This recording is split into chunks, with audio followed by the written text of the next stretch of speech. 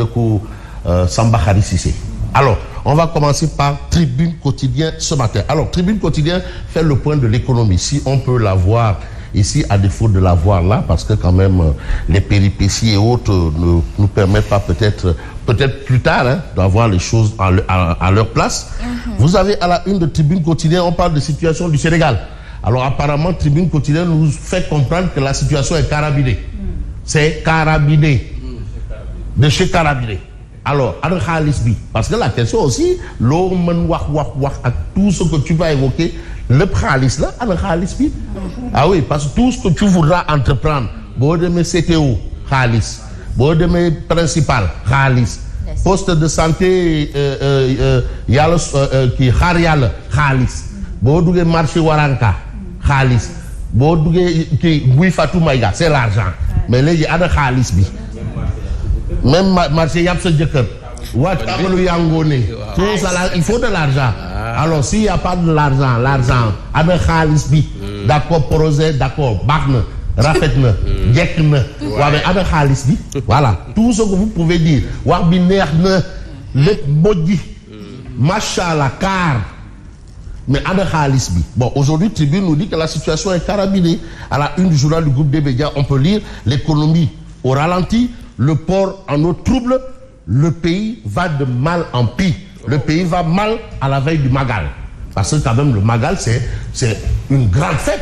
Mais quand même on célèbre Khadim Rassoul sous ndigal et c'est dans quelques temps. 4-5 jours. 4-5 jours et ça se prépare. Il a tout bas, c'est un grand événement. Il faut pas quand même dévaluer cet événement. Et événement tout bas. Il faut xaalis. Il y a un volet spirituel mais il y a aussi le berndeel. Loolu lépp ci ndigal la parce que Sëñ Tuuba voilà. Moi en tant que talibé Alaaji Bara Mbacké Falilou je considère que heure bi jot na sama luy jot na. Alors aujourd'hui à la veille du Magal le pays va mal. Ça c'est ce qu'indique Tribune Quotidien. Vous avez Tribune Quotidien ici. Merci Chibert Diop. Alors les Sénégalais de plus en plus fatigués, fâchés, fauchés. Fatigués, fâchés, fauchés. Faux. Parce que aussi quand même qu'on le veut pas les voitures sont garées amul carburant ça comme il dit ça c'est que le disait souvent réew mi doxul. Bon on disait dëkk bi dafa màkki. Bon léegi waa di dëkk bi dafa lan. dafa joo. Bon voilà c'est ce qu'on peut te dire. Mais vous avez aussi un fait. Mais il y a une vague de colère, une réalité parce que au plan économique le Sénégal compte. Faut pas me dire sur l'agriculture, l'arachide. Parce que quand on parle d'agriculture, il n'y a que la campagne arachidienne qui intéresse. Il n'y a pas de campagne de mbok, campagne de dougout. Campagne arachidienne, c'est ça qui fait l'agriculture. Il y a le tourisme apparemment qui bat de l'aile. Le tourisme qui bat de l'aile. Mais le port autonome de Dakar, moi, c'est une sanitatou. C'est ça notre sanitatou. Mais maintenant, le sanitatou là. Non xoolal yaa ngi xoolal damaa jàmm waaye li ngeen bu mu la reetaan xoolal bu mu la reetaan xoolal jàmm dama jàmm fii waaw tey ñu dem mukk waaw fan mukk dem on va tous aller à mukk pour ne pas faire du mukkayit. Alors vague de colère entre Waly Diouf Bodian et l'intersyndicale des travailleurs parce que le port moom mooy suñu sànni tàccu. Non, on dit tourisme, ça peut aller, ça ira. Agriculture, on attend. Parce que vraiment, on a vu du souffle à la place de la graine, tout ce bazar-là, on attend. Parce que agriculture, c'est guerre. Et guerre, il faut exporter. Voilà, pour avoir un peu. Mais notre sanitature, le port autonome de Dakar, on nous dit, est-ce que ma fébi yakouna? On ne sait pas. En tout cas, vague de colère entre Waly Diouf Bodian et l'intersyndicale des travailleurs. Mais on va travailler, nous, à faire ce que nous devrions faire. Notre mission, c'est d'informer. Le droit à l'information qui est constitutionnalisé. J'aime bien répéter cela. Parce qu'il faut quand même que certains comprennent que nous ne sommes pas dans un rapitou Sambalaoui. On est dans un état. Attention, on n'est pas à Ndoumbélane. Donc, voilà. Il faut quand même comprendre les choses telles quelles. Alors, affaire du véhicule de 80 millions. Là, on est à l'ONAS, Office national de l'assainissement du Sénégal. ONAS. Affaire du véhicule de 80 millions. On en a entendu parler. Oui. Mais aujourd'hui, vous avez la réaction du docteur Cheikh Dieng. Docteur Cheikh Dieng demande à Sonko d'auditer la gestion du ministre Cheikh Tidiane Dièye. Le problème pour docteur Cheikh Dieng, il faut que Sonko audite. Monsieur le Premier ministre, son Excellence Ousmane... Premier ministre, Excellence là. Bon, grave. Ousmane Sonko, auditer la gestion du ministre Cheikh Tidiane Dièye. Et c'est une demande du directeur général sortant. Est-ce du Dak Seguinar Wahale se sort ou pas? En tout cas, Mbirbango. Nyongok. Nyongok. Nyongok. Yegu boko sax. Bilaay man ma léegi yegu boko sax. Keba Seck yegu boko sax. Bilaay. Cheikh Tidiane Dièye a-t-il négocié 2 contrats d'entente directe avec Delta et Vicas? Parce que aussi il y a eu des choses qu'on a entendues. C'est des choses, des accusations claires. Mais certains vous disent même que non, mais attends, mais le procureur doit s'auto-saisir. Il n'a pas besoin d'être saisi là. Il y a un problème. Alors, a-t-il limogé, oui ou non, le DG de l'ONAS pour avoir refusé de déférer à cette injonction? Ça, ce sont des interrogations. Alors, les routes sont devenues des cimetières. 3 jours, 3 accidents, 20 morts. Ça, c'est l'actualité de Tribune. Mais au chapitre toujours des toui et des mbol de mourides, des Poumkeling Mam Kouroubaïfal, les Kouroubaïfal. Vous avez Mohamedou, parce que finalement, tout le monde respecte le DG de l'ONAS, Toui. Vous avez aussi l'ancien directeur général de l'ENA, Toui. Alors, virer le DG sortant de l'ENA, l'École nationale d'administration, là où on forme les fonctionnaires d'élite. Quand même, un monsieur de cette trempe-là. Le DG sortant de l'ENA solde ses comptes avec les services de Sonko. Qu'est-ce qui se passe? Limogeage, Toui. Viré, Toui. Qu'est-ce qui se passe? Vous avez docteur Cheikh Dieng, Toui, DG. Ancien DG, Toui. Et de l'ENA. Non, attends, je parle de l'ENA. Je ne parle pas du DG de la maison des outils.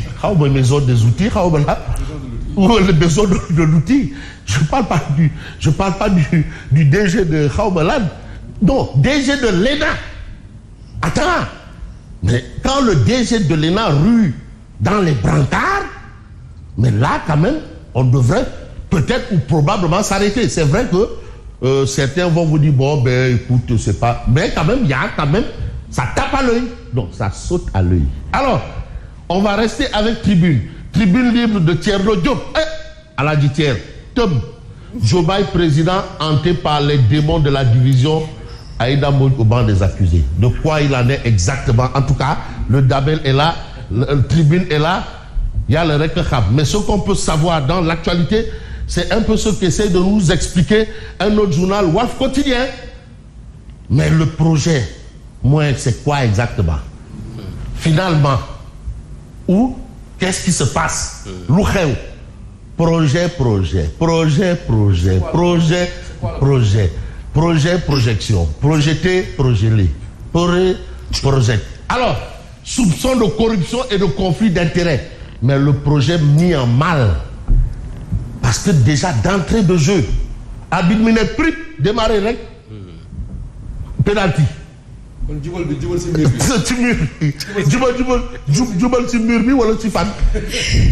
Non.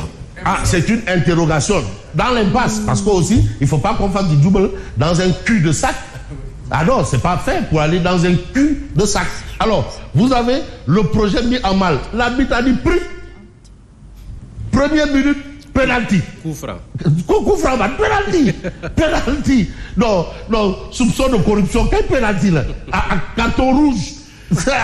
Non, penalty assorti de carton rouge. Prix penalty. Voilà. Soupçon de corruption et de conflit d'intérêts, le projet mis en mal. Mais est-ce que la situation ira de mal en pis? Mais on se rend compte qu'il y a une complication quand même, il y a des choses qui régressent. Il y a des régressions. On a parlé tantôt du port autonome où vraiment notre Sadi Tatoula. Voilà. Mais aujourd'hui, vous avez Institut pour la transparence des pêches. Le Sénégal révoqué de son statut de pays engagé. Parce que ça, ce sont des acquis. C'est pas grand-chose, mais ça compte. Ça pèse même, j'ai envie de dire, ça pèse.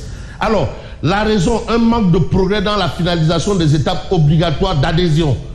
La ministre Fatou Diouf, insensible à la lettre de relance de la PCA le 14 août dernier. Il faut quand même prendre les choses au sérieux.